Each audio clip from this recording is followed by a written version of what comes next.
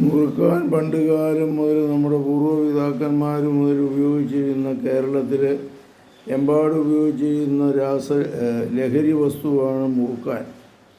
വലിയ പ്രശ്നമില്ലെങ്കിലും നാട്ടുകാർക്കും വീട്ടുകാർക്കും ശല്യമാണ്. മുറുക്കി തുപ്പി പിന്നെ ഹൈജീനിക്ക് അല്ല, വായെപ്പോഴും തിരിക്കും, പിന്നെ ക്യാൻസർ കയറി പിടിക്കുകയും ചെയ്യും.